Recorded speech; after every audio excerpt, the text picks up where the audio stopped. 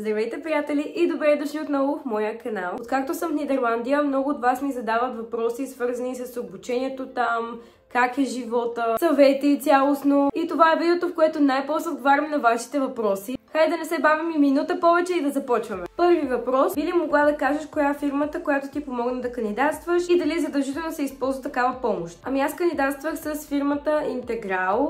Знам, че има и още една Unify, ако не се бъркам. Тези фирми реално просто им даваш всичките документи и те пишат до университета, изпращат ги, създават и акаунтите. Реално доста те улесняват и така имаш човек, който реално може да ти обясни малко повече за процеса, което поне на мен ми беше доста полезно, понеже имах доста въпроси. Лично на мен ми съдействаше и Велина от Integral. Много и благодаря. Изтърпя ми всичките глупави въпроси и успя някакси даже и да ми вдъхне и малко кураж. Има хора тук, които са кандидатствали напълно сами. Така че бих казала, че ако сте си оправни и не се притеснявате, като мен, сами ще ви е напълно окей. Въпрос номер 2. Как ти се стори самото кандидатстване? Трудно ли беше? Ами самото кандидатстване, реално дори за право, медицина, психология, каквото искате, не е особено трудно и сега ще ви кажа защо. Не е трудно, защото трябваше да имаш сертификат за английски. Аз имам C1, впоследствие изкарах C2, но кандидатствах с C1. Трябваха ми, как се наричаше обаче, като предварителните оценки, които ще изкарам за края на годината, трябваше да напиша какви ще са ми матурите и какви оценки очаквам. Също, поне за правото и за медицината съм сигурна, че го има. Matching Activity, което ти помага реално, ако случайно си избрал специалност, която не си много сигурен, да ти покаже с 2-3 видеоклипа и 2-3 теста какво ще представлява тази специалност. Също ми трябваше и, разбира се, да завърша, дипломата ми трябваше. Бих казала, че е сравнително лесно, макар че на времето, когато го правех, ми се струваше направо тъмна Индия, непосилно, добре, че някой ми помага наистина. Въпрос номер 3. Изискваше ли се много академична подготовка и какъв беше приблизително успехът ти в училище? Ами успеха ми по диплома, с който завърших, е 5,99, а матурите ми бяха по български език и английски B2 ниво. По български имам отличен 5,84, а по английски имам отличен 5,89. Бих ви съветвала и вас, дори да знаете, че сте приети, няма нищо лошо да си поддържате добрия успех, доброто име, доброто реноме, да зарадвате вашите, да зарадвате и себе си, да знаете, че можете. Така че апелирам, учете си. Въпрос номер 4. Трябваше ли да изкараш сертификат или тест по английски и ако да, смяташ ли, че C1 би бил достатъчен? Аз кандидатствах с C1, впоследствие изкарах и C2, но вече бях кандидатствала с C1. Така че да, C1 е напълно достатъчно. Също знам, че хората кандидатстват и с IELTS. Аз лично не съм правила IELTS. Нямам идея точно как върви. Аз съм правила Cambridge сертификатите. И честно казано съм свикнала с техния формат. Въпрос номер 5. Имаше ли извънкласни дейности и ако да, какви и мислиш ли, че оказват голямо значение? Аз извънкласни дейности не съм имала, освен това да ходя на уроци по английски и на уроци по български, за да се подготвям за матурата. Така че бих казала, че извънкласните дейности се тая. Ако имате извънкласни дейности, браво! Отново, много се радвам за вас. Успех! Въпрос номер 6. Би ли могла да споделиш как намери квартира или общежитие? Трудно ли беше и какви са приблизително цените? В Нидерландия особено е много трудно да си намерите къде да живеете. Аз първоначално исках да живея сама, да си имам собствен апартамент, собствена тоалетна, кухня, лукс направо. Цените наистина са доста солени, особено тук. Имало повече смисъл, ако сте на квартира за 1000 евро или 800 евро, би било да сте с някой друг човек, за да ви излезе по-евтино. Което аз планирам да направя следващата година. Очаквайте, манифестирам вече. В момента съм в общежитие, както може би се вижда, не знам дали се личи, надявам се не. Но да ви кажа, хора, не съжалявам, че съм на общежитие, защото точно това общежитие, в което съм, абсолютно всичките ни приятели ни завиждат. Тук има пейки и масички, на които можем да се събираме и да си говорим. И точно така стана и първата вечер. Точно тогава се запознах и с най-близките ми приятели в момента. Така че на общежитие изобщо не е толкова зле. Както се казва, хората го правят поносимо. Така че бих казала, че даже съм си напълно доволна. Въпрос номер 7. Харесва ли ти да живееш в Нидерландия? Като цяло, среда, студенти, сигурност, транспорт. Нидерландия много ми харесва, хора, просто не е истина. Аз пристигнах тук и разбира се, както ви споменах в предишното видео, имаше някакви препятствия, но аз много си харесах града. Града е прекрасен. С хората също се сближихме. И както в момента виждате, вече ходя и на лекции. И за сега всичко много си ми харесва. Доста е безопасно тук, бих казала. Примерно в библиотеката или във форума, които са от Гронинген, ще знаят форума, снимка. И там хората като учат, на бюрото си остават лаптопи, AirPods, всичко си остават и си отидат до туалетна, няма ги 20 минути, връщат се и всичко е чил, разбирате ли? Аз съм от България и супер много се притеснявам всеки път, като си оставям нещата. И даже не ги оставям, взимам си лаптопа и телефона с мен, защото супер много ме е страх нещо да не се случи. Няколко дена бях на българско парти в Гронинген и тогава трябваше да си тръгна в 3 часа през нощта сама, хора. И познайте смисъл, да, страх ме беше. Да, баща ми беше на бързо набиране, ако нещо се случи, но това не е от значение. Искам да кажа, че е доста безопасно, бих казала. Просто аз съм си параноична. Транспорта, аз се придвижвам с колело. Не ме питайте колко мускулни трески имам на ден. Много. Знам, че има автобуси, но аз за сега не съм използвала автобус. Въпрос номер 8. Смяташ ли, че лошото време влияе много или човек свиква? Ами да, влияе. Поне малко влияе. Изнервяме малко, като супер много вали. Аз нямам яки с качулка. Рано или късно предполагам, че ще свикна. Или няма, не знам. Като дойдох реално през август, времето беше топ, хора. Разбира се, аз бях с куфъра, 23 кг куфър и нямах тениски, нямах потници. Има дни, в които грее слънце, което изобщо не го очаквах. Наистина тук грее слънце, хора. Ще продължа да отварям на въпросите ви по-късно, понеже трябва да отивам на лекции и до после.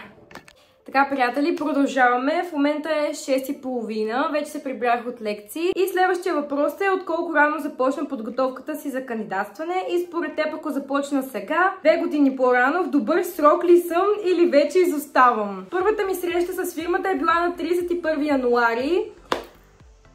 Така че бих казала, че 2 години по-рано е доста добре. Браво на теб!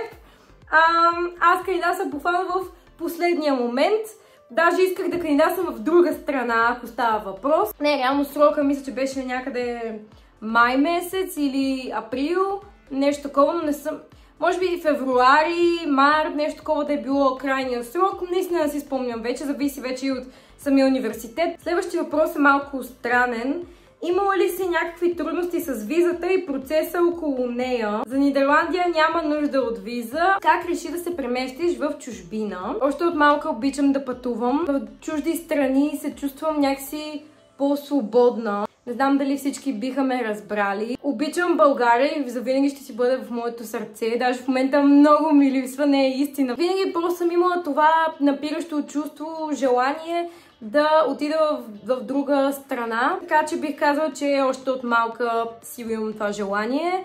Просто през годините съм размисляла, защото ме е било страх да съм сама, без нашите, без всички приятели, без котките ми, които много ми липсват. Но просто в някакъв момент си казваш, че просто или правиш тази голяма стъпка, или си оставаш на едно място и аз просто реших, че нямам какво да губя.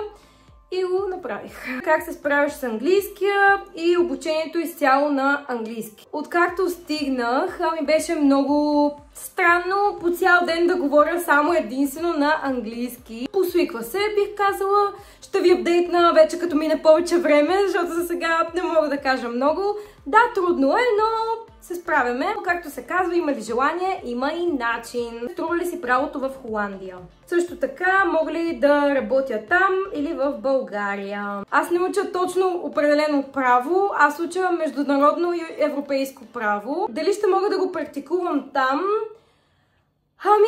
Ако съм в някой международен съд, някоя международна фирма в Нидерландия или в България, предполагам, че най-вероятно ще мога. Колко пари е университета? Доколкото съм запозната, всичките университети в Нидерландия тази година, 2025-2026, струват 2501 евро. 7 съм и ми предстои да премина през това, което вече си минала. Дай съвет. Бихте съветвала да се хванеш сериозно, да учиш за матурите. Също така, може би ходиш на уроци, понеже аз ходих на уроци по български език. На курсове по английски ходя още от 3-ти клас, така че да, имах подготовка. Също така бихте съветвала да се радваш на времето, което ти остава в училище. Ако мислиш да кандидатстваш в чужбина, сега септември е доста добро време да се ориентираш да кандидатстваш в чужбина. Не като мен в последния момент, щом ще бъдеш абитуриентка. Какво друго да ти кажа? Аз освен да почнеш да си търсиш рокля. Това също е много важно. Хора, ако знаете просто миналата година как съм се мъчила цялостно да си намеря дрехи за всеки един повод, понеже имаме фотосесия, изпращане, имаме бала, разбира се, имаме дискотека после, така че трябва различни аутфити за всеки един повод, поне аз бях така. Какво да ви продължа, освен там, където аз открих своята мечта на рокля, а именно София Борисова. Просто като я видях тази рокля, просто ми падна ченето. Страх ли те беше как и дали ще си намериш добри приятели, как се справиш, щастлива ли си с тях? Разбира се, че много ме беше страх дали ще си намеря приятели тук, но това е интересното, че някакси така се развиха нещата, че си намерих приятели още преди да дойда тук. Разказах ви в първото ми видео, че се запознах с Елена чрез TikTok. Тя беше коментирала под едно видео за преместване в Нидерландия, по-точно в Гронинген, и беше написала, че се мести през септември, и аз си пробвах късмета и писах. И какво се оказва, че не стига, че ще учи в Гронинген, не стига, че ще летим на същия ден за Гронинген, а и също ще учи международно право. Това, ако не беше някакъв знак от съдбата, хора, аз не знам какво е. Тя ми добави в много групи, като такава с всички ученици в Гронинген, група за момичета в правото, а също и група за международно право с момичета и момчета. Така че в много групи бях. Имах възможност да се пиша с много хора и като дойдох, реално вече се познавах с доста от хората и просто си казваме здрасти, как разбра, че си приета. Казах ви горе-долу кога започна обмисленето по моето кандидатстване. Скоби 31 януари и получих имейла, че съм условно приета в Гронинген. Това е 3 март и сега си спомням просто как изтръпнах, направо ми се насълзиха очите. Тогава бяхме в Парадайс с сестра ми и с Валю. И последния въпрос. Кое беше най-трудното нещо, като се премести в Нидерландия? Език, приятели. Бих казала, че то е смесица от трудности. Не само, че е притеснение дали ще си намериш приятели. Аз имах това леко притеснение. Езика също беше предизвикателство. Това, което бих казала, че е предизвикателство, е да се грижиш за себе си. Понеже всички сме свикнали, като се приберем, мама да ни изгладила дрежките, да ни оправила леглото. А като си болен, ето ти едно парацетамолче, дай да ти измеря температурата. Това е едно от най-трудните неща. Просто да свикнеш, че си сам. Трябва да учиш, да излизаш с приятели, да се социализираш. И междувременно да се грижиш за всички тези задачи, които преди може би не си правил. Честно да ви кажа, аз все още не съм намерила своята рутина. Защото така романтизирано изглежда много готино да си живуркаш сам. Нали? Никой няма какво да ми натяга да си правя стаята. Ще си ям каквото си искам. Но знаеш ли какво става наравно накрая? Накрая ти липсва боба на мама и изгорелия ориз с пиле, защото поне е имало нещо на масата. Както виждам в момента, освен учебници, на масата нямам нищо друго. Бих казала, че грижата за себе си е трудното нещо тук. С езика се свиква, приятели се намират, града е голям. Ако имате допълнителни въпроси, пишете в коментарите. Ще се радвам да ви отговоря. Също искам да приключа видеото с това, че поне 5 човека, което като се замислите е малко, но поне за мен всеки един човек е важно това да го знае. Доста от вас ми писаха, че биха искали да учат в чужбина, но ги е страх. Мен също ме беше страх, но в крайна сметка всички трябва да следваме мечтите си. Така че, ако имате това вътрешно чувство, този глас в главата ви, който ви казва просто искам и се, нали, да тествам, да видя какво е. Ами, давайте! Нямате абсолютно нищо да губите. Дори да не ви хареса, винаги има път на обратно.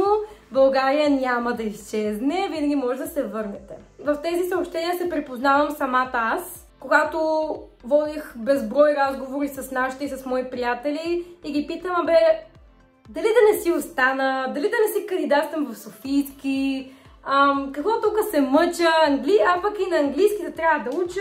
Нещо много в повече ми идва. Много благодаря на хората, които бяха до мен, защото те супер много ме надъхаха и ми казаха, бери от тук, отивай да си отидеш в чужбина. Шегува се, разбира се, надъхаха ме да следвам мечтите си. Много благодаря на сестра ми, която просто ме вдигна от леглото и ми каза, днес е деня, в който отиваме. Няма повече да мързелуваш, отивай да следваш мечтите. Така че бих казал, че тя ме изгони от България, ако някой се чуди. Разбира се, шегувам се отново. Така че като извод, направете го. С 2 ръце препоръчвам. Надявам се това видео да ви е харесало и това е от мен. Чао!